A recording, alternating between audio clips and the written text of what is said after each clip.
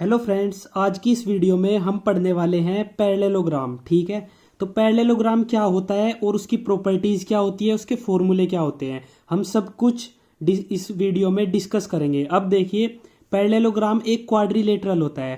Quadrilateral का मतलब क्या होता है कि किसी चीज़ की अगर चार साइड है और वो चारों साइड बंद है तो उसको हम क्वाड्रिलेटरल बोलते हैं। तो पैरेललोग्राम भी एक क्वाड्रिलेटरल होता है।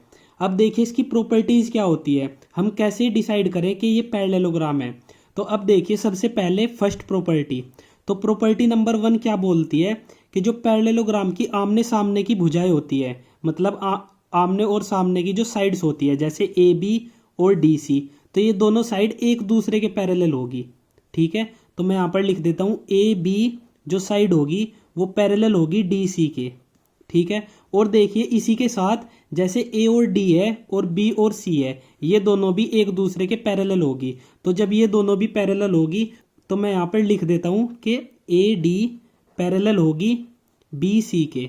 ठीक है, तो ये भी पैरेलल हो गई। तो ये प्रॉपर्टी नंबर 1 है। अब हमें कैसे पता लगेगा कि दो साइड्स पैरेलल कब होती है, पैरेलल होने का मतलब क्या है। तो डी सी को अगर हम जितना भी आगे बढ़ाएंगे और ए और बी को भी जितना भी आगे बढ़ाएंगे तो ये दोनों लाइन कभी भी एक दूसरे को इंटरसेक्ट नहीं करेंगी, ये ऐसे ही आगे बढ़ती चली जाएगी।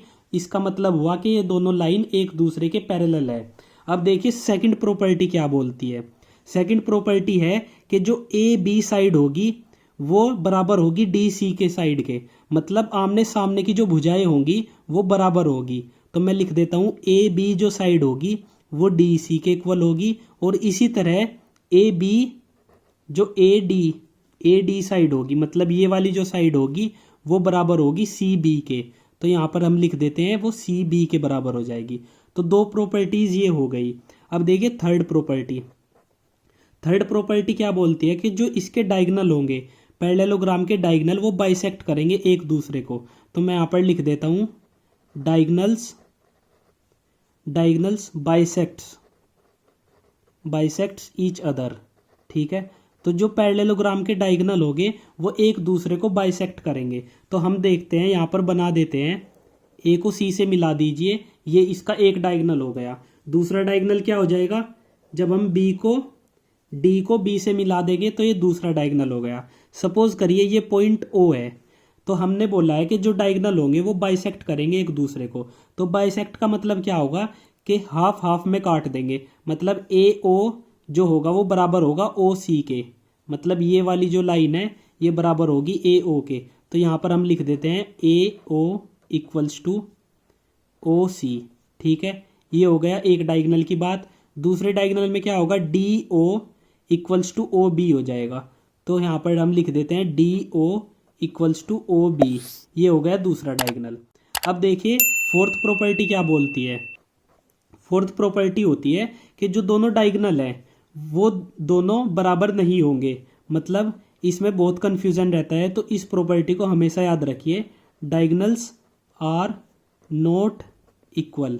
डायगनल्स आर नॉट इक्वल मैंने यहाँ पर लिख दिया। जो हमारा ए सी डायगनल है, ए सी जो हमारा डायगनल है वो इक्वल नहीं होगा डी बी डायगनल के, मतलब दोनों डायगनल अलग अलग होते हैं, दोनों डायगनल इक्वल नहीं होंगे। तो ये चार प्रॉपर्टीज हैं जो कि पैरेललोग्राम की है। तो इन चार प्रॉपर्टीज को आप याद रखिए। इसके बाद हम डिस्कस करते हैं इसके फॉर्मूला कि पैरेललोग्राम के हम एरिया कैसे निकालते हैं और पेरीमीटर कैसे निकालते हैं। तो सबसे पहले हम बात करते हैं इसके पेरीमीटर की।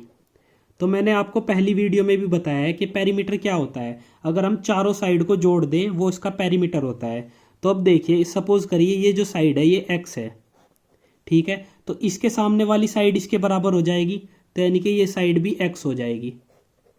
अब देखिए अगर ये साइड आपने वाई मान ली, सपोज करिए ये साइड आपकी वाई है, तो इसके सामने वाली साइड कौन सी हो जाएगी, डी ए, तो ये साइड भी आपकी वाई हो जाएगी।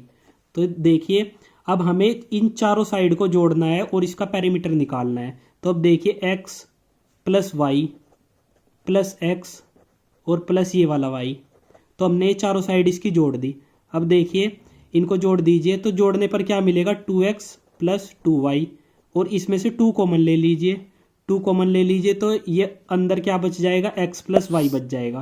तो यानी कि जो पेरीमीटर होगा पैरेललोग्राम का वो क्या आ जाएगा 2x+y।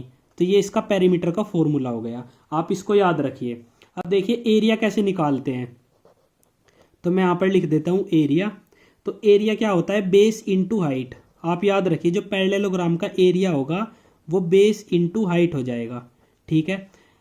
अब बात ये होती है कि बेस तो हमारे पास है, बेस हमारे पास क्या हो जाएगा ए और बी। ये जो हमारा है नीचे वाला पोर्शन, नीचे वाली जो साइड होती है उसे ही हम बेस मान लेते हैं। तो बेस तो हमारे पास हो गया ए बी।